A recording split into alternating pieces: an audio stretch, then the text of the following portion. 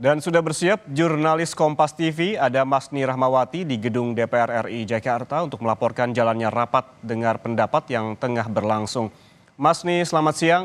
Ada 3 rancangan PKPU yang dibahas hari ini dan apa kemudian perubahan yang dilakukan KPU terhadap 3 PKPU ini dan menyikapi putusan Mahkamah Konstitusi?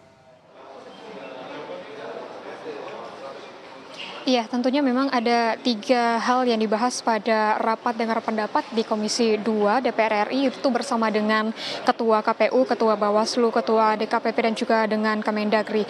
Untuk dari KPU sendiri, ada 3 rancangan PKPU yang diusulkan juga tentunya, yaitu tentang perlengkapan pemungutan suara, kampanye kepala daerah, dan juga dana kampanye. Tadi sudah dijabarkan dari KPU sendiri, itu dijabarkan oleh Yulianto Sudrajat, ini soal dengan PKPU logistik. Memang tentunya ada beberapa perubahan yang menyesuaikan dengan kebutuhan bagaimana dengan jalannya Pilkada 2024 ini. Tadi disebutkan bahwa berdasarkan dengan keputusan KPU pasal 78 ayat 3 Undang-Undang Nomor 1 Tahun 2015.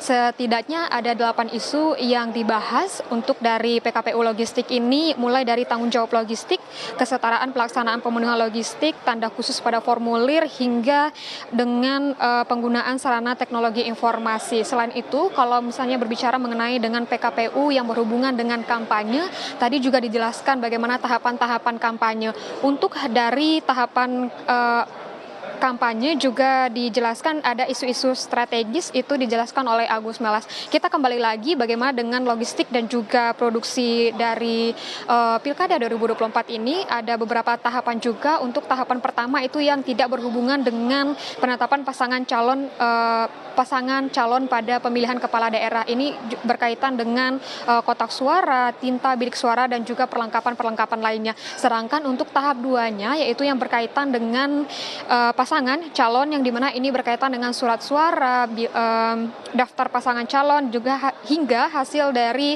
rekapitulasi dan juga logistik, dan juga bagaimana produksi dari untuk kotak hasil TPS dan juga rekapitulasi. Serta juga dibahas tadi bagaimana dengan tahapan-tahapan untuk produksi dan pengiriman logistik ke tempat-tempat penyimpanan KPU, baik itu di provinsi maupun di kabupaten kota. Untuk dari tahap pertama itu adalah dari tanggal 3 September hingga 3 Oktober 2024, sedangkan tahap 2-nya itu adalah tanggal 1 hingga tanggal 31 Oktober 2024. Selain itu pun untuk dari proses sortir, untuk pelipatan dan juga pemenuhan kekurangan itu, serta distribusi ke TPS-TPS itu pada tanggal 1 hingga 26 November 2024. Kita membahas bagaimana dengan kampanye untuk Pilkada 2024 ini. Tentunya juga ada perubahan dan juga ada penyesuaian dengan Pilkada 2024.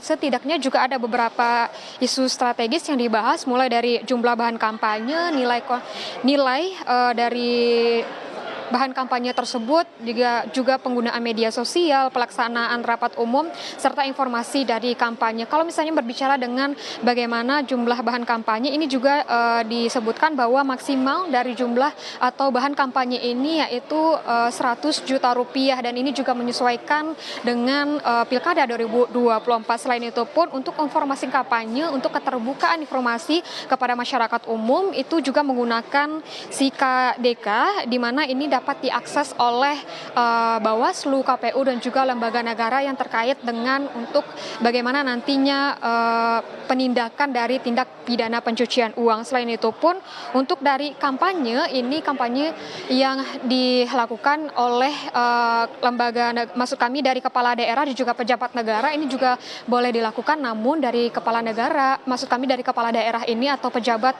daerah ini juga harus mengajukan cuti dan tidak boleh menggunakan fasilitas yang didapatkan dari negara. Selain itu pun untuk dari dana kampanye sendiri, memang tadi turut dibahas pada rapat dengan Komisi 2, yaitu untuk dari dana kampanye sendiri juga termasuk dengan transparansi melalui SIKADK, di mana juga tadi sempat saya sebutkan bahwa untuk dari SIKADK ini juga bisa diakses oleh Bawaslu dan juga lembaga negara yang terkait dengan bagaimana untuk penindakan dari tindak pidana pencucian uang. Dan hingga saat ini untuk pembahasan tentang bagaimana PKPU ini, 3 rancangan PKPU ini masih dibahas. Dan kalau kita mendengar tadi untuk dari per fraksi ini masih melakukan diskusi dengan KPU seperti itu. Iya. Dalam rancangan PKPU yang dibahas hari ini, diantaranya membahas terkait dengan pelengkapan pemungutan suara hingga kampanye. Kemudian yang jadi pertanyaan, Masni, apakah 3 rancangan PKPU ini juga akan langsung ditandatangani oleh Menkumham seperti pada rapat kemarin?